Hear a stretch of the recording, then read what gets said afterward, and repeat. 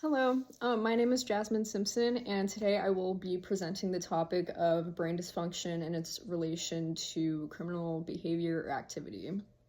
And so, first and foremost, some background knowledge regarding the brain. We all know that the brain is responsible for your personality, thoughts, feelings, characteristics, your morals. It tells the rest of your body how to respond in stressful situations, in peaceful situations, and the like. And so I wanted to next go over the anatomy of the brain itself to better understand what each part of the brain is responsible for. So this is courtesy of hopkinsmedicine.com, and they go over the frontal lobe, which is the largest part of the brain, and this is located in the front of the brain. And this is responsible for personality characteristics, decision-making and impulse control, emotional regulation, and movement and speech ability, essentially. And next I wanted to go over the parietal lobe, and this part of the brain is in the middle, and it helps you in identifying objects, is responsible for your spatial awareness, your spatial relationships between yourself and objects, and your pain and touching responses. Next is the temporal lobe, and this part of the brain is responsible for short-term memory, speech and auditory processing, and memory and emotion, and that'll be a common theme within the different parts of the brain.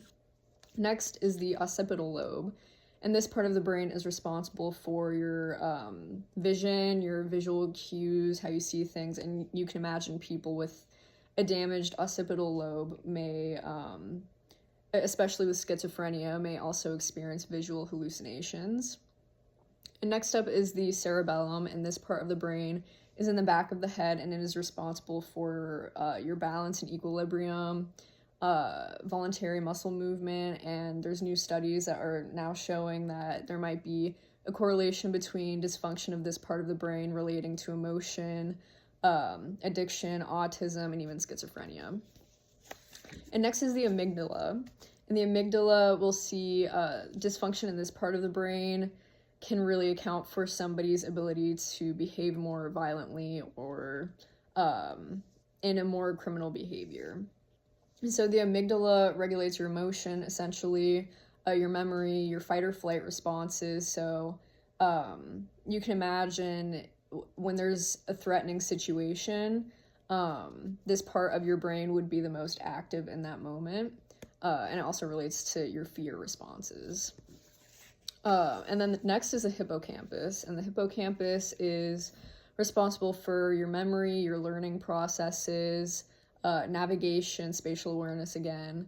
And this part of the brain, if you experience any type of trauma, it can shrink, and that can definitely affect somebody's personality change. And it's also correlated to Alzheimer's disease in some cases. And next is the prefrontal cortex, which is another part of the brain that is very responsible for somebody's ability to engage in more criminal behavior. And this part of the brain is responsible for planning, your decision-making and impulse control, self-control, social behavior, and moral reasoning. So you can imagine if this is damaged, it can really affect your morals and how you see other people, and a lot of people who are diagnosed psychopaths or sociopaths and the like may have a damaged prefrontal cortex.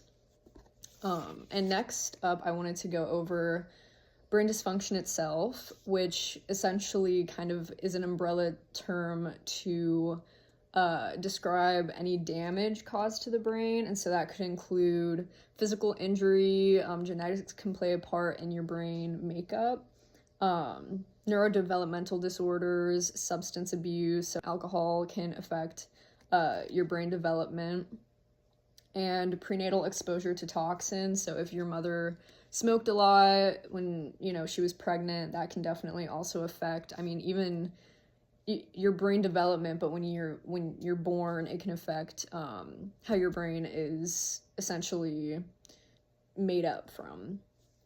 And also emotional stress. So, emotional abuse can definitely rewire your brain.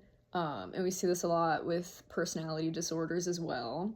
And so I wanted to go into more specific case studies, courtesy of the UTSA Journal of Undergrad Research and Scholarly Works. And this is relating to more so not criminal behavior itself, but the change that can occur when there's physical damage to the brain. And this relates to Phineas Gage, who was a 25-year-old, and this happened in 1848. And he was a railroad worker, and so there was an iron rod that got lodged in his skull and took out his eye and affected his orbitofrontal cortex.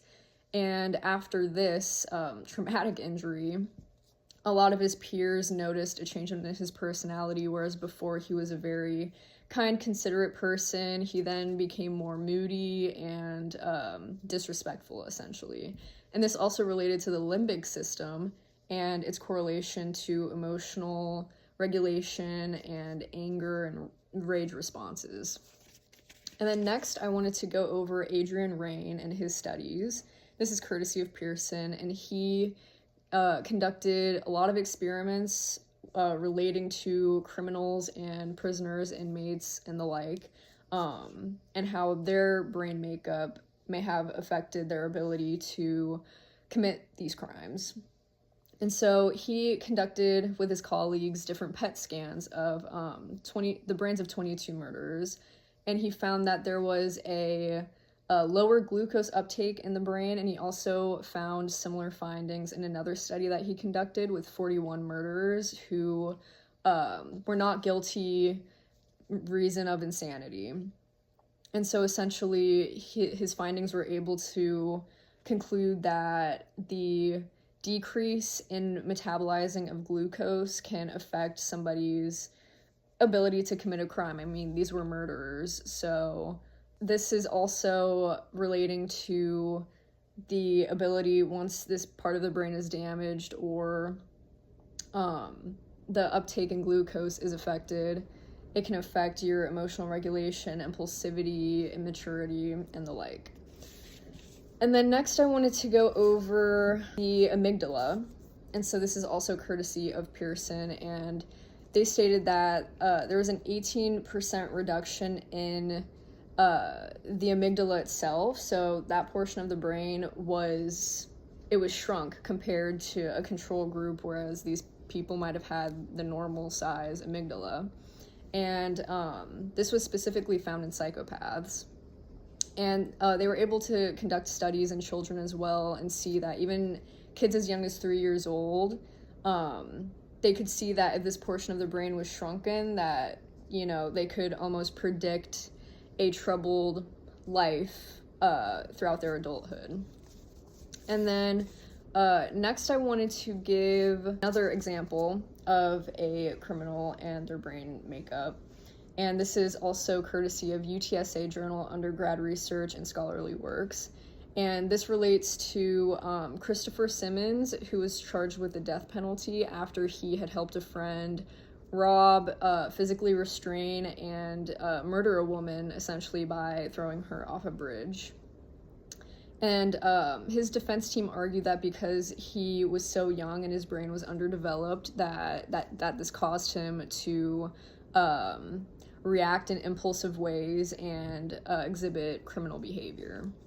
So to wrap the conversation up about this topic relating to the brain's dysfunction and its correlation to criminal behavior or violent behavior activity, I think for my final point, it is important to note that people who struggle with personality disorders are not confirmed to ever experience criminal behavior or commit a crime, but it is important to study the brain and the different characteristics that might be similar or different compared to people with personality disorders or even not, but the brain itself does send signals to the rest of the brain and why someone would commit a crime, or maybe their lack of empathy, or maybe they just have a lot of rage and their reactivity is a lot quicker compared to somebody else who doesn't have such a high reactivity rate. And so in these ways, the brain itself can be responsible for why somebody would commit a crime or murder or be abusive and things like that. And so continuing these studies of the brain is really important to keep up with modern medicine and ways of dealing with criminals, and keeping in mind that maybe it's not so much their environment, it could be, but it also could just be their brain makeup, their chemical makeup. And so, yeah, I'll close out my my presentation with that, and thank you for your time.